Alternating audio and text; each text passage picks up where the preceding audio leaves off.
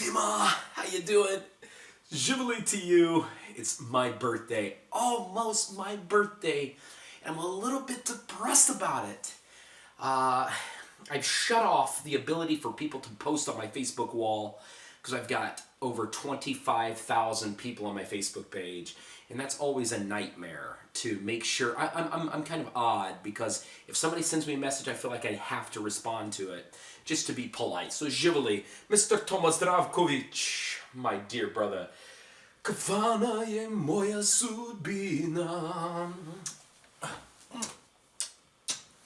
3 times to Mr. Tomas Zdravkovic. Such a good friend to sit here and drink rakia with because he liked rakia. He liked to drink as much as I do. So cheers, my friends. Thank you for all your wonderful thoughts. Thank you for your friendship.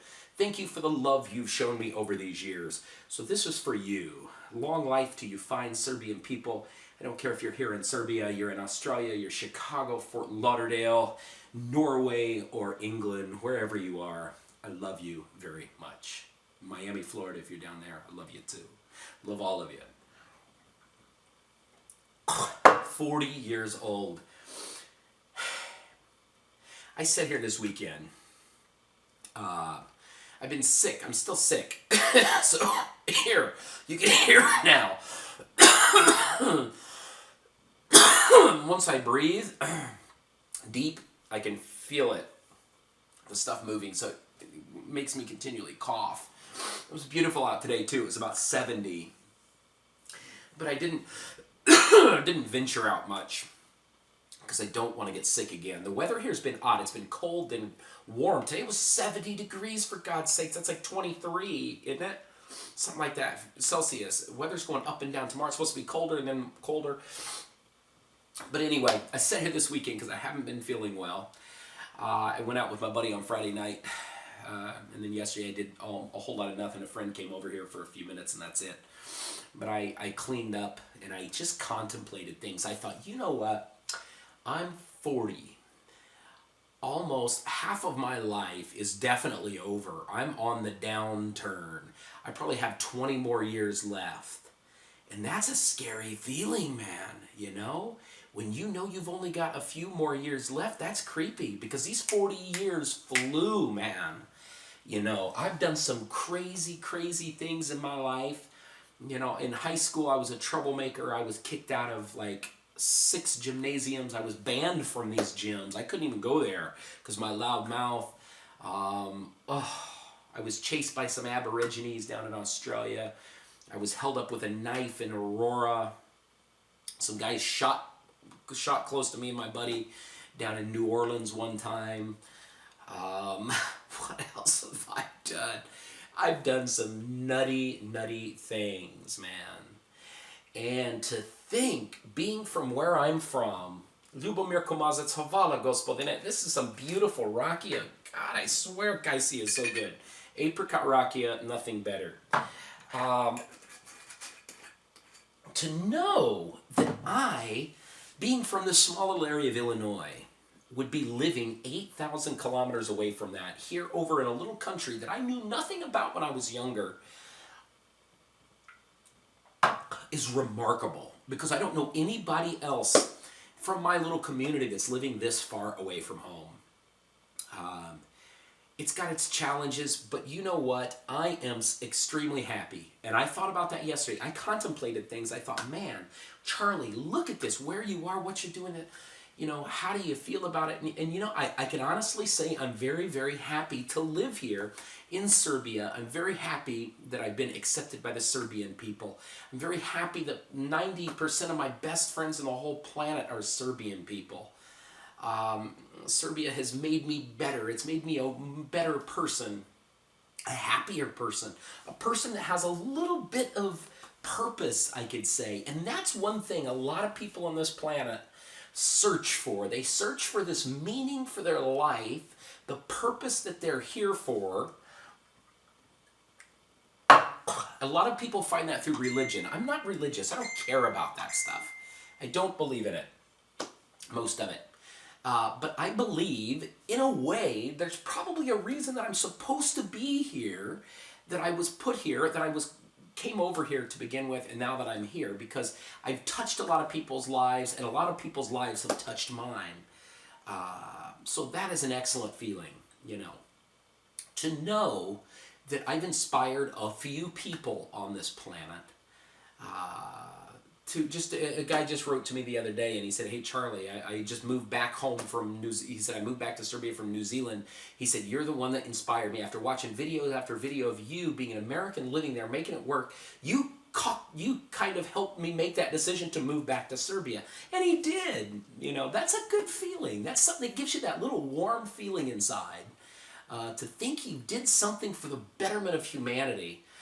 So, you know, and I've been able to, I'm not sitting here trying to pat myself on the back, but because of me, a lot of folks have met and they've been married and had children because of me. That's also a big feeling, you know, a very nice feeling also, you know. So there's nowhere else I would rather celebrate my 40th birthday than right here in Mother Serbia. Serbia has really, really been a huge part of my life. It's been the most enjoyable part of my life, honestly. I have been happier since coming to Serbia than I was ever happy before in my life. And that is no shit. For years and years and years, I worked in management field. I was in some factory. I was in car sales. Hated everything about it, but I didn't know any different, you know. I thought that's how life had to be. Go to work, go home, go back to work, hate your job immensely like I did. And to do something, so many people in the world, they get in this rut, they get in some job that they don't like, but they have this fear of losing it. They think, oh my God, if I lose it, the world's over. So the best thing that could ever happen, the best thing that ever happened to me was to get fired from this children's furniture company. I was terminated from there for something called copyright infringement. I purchased some of their products. They sold it to me at a cheap price because it was discontinued, and I resold it, and I got terminated for that because they called it copyright infringement. But I was so depressed when that happened. I thought, oh my God, the world is over. And then I got out of that. I got into the automobile field, and I thought, God dang, that was probably the best thing that ever could have happened to me. And then I got into automobile sales, and I actually enjoyed it for a bit, and then I started hating it with a passion because it was so stressful, dealing with people, kissing people's ass, lying to people. And now I actually do something I like. I work with students. I'm going to Niš tomorrow, or on Tuesday after my birthday. I'm going down there to work with over 110 students. I got to work with each one, talk to each one for about an hour and a half. Not each one for an hour and a half, but talk to a group of 10 for an hour and a half and work with each individual student. I love it. The students get to know me. I get to know them. I get to know their families. I get invited to their home to eat, to know them. I see them grow up. I see them get jobs in different places. I see them bettering themselves, and that's such a great thing, you know. So I can actually say that I'm absolutely blessed to have found out about Serbia on a I Hate the USA Facebook page, and to actually have the balls to come here just to see it. And I did it, and I'm so happy I did. When 99% of people on the planet, if they would have met somebody on a Facebook page called I Hate Their Country, whatever, they would have never taken their balls in their hand and jumped on a flight to do it, you know. So I can say I did that. By no means am I condoning that. I'm not saying to go out and meet some freaks on a Facebook page that hate you and then try to meet them, but that's something that I did, and I don't regret it in the least. If I wouldn't have done that, I would have still been that guy on the other side of the world, going to work every single day, hating his job, and thinking about this region, that it was a shithole with bad people that only wanted to kill other people and things like that. So I was able to break those stereotypes. My first trip to Serbia, the first day I arrived in Serbia, which will be a date I'll never forget, is May 28th, 2010. That's the date that I changed. That's the date I came to this country. So anyway, my friends, thank you for everything. Thank you, all of you, really. I've got over almost 6 million views on YouTube with hundreds of videos about Serbia. And it's nice to know that people do watch them. Not all haters watch my videos.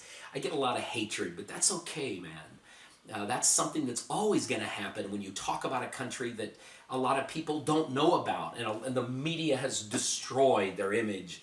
That's always going to happen. But the good outweighs the bad. I've met so many wonderful people that have touched me, touched my life, and made me a better person, honestly. So thank all of you. Thank you for your support over these last 6 years of dealing with me. The only regret I have is I wish I would have come to this country about 15 years prior to this, and everything would be a whole lot better. But that's the way life is. Anyway, my friends, I'm 40, and I guess I'm going to be happy about it, because there's nothing I can do to change it. Anyway, my friends, thanks again. Thanks for your support. All of you Serbian people, pat yourself on the back, and you should know that you're wonderful, wonderful people, and you've really made me a better person, and you've really opened my eyes to a lot of things I didn't think were possible, and made me see the good in people, honestly. So thank you for that. My friends, thank you very much. Thank you for all the birthday wishes. I don't need you all to personally wish me a happy birthday, because I know you care, and that's all that matters. Love you guys. Take care. Thank you. Bye-bye.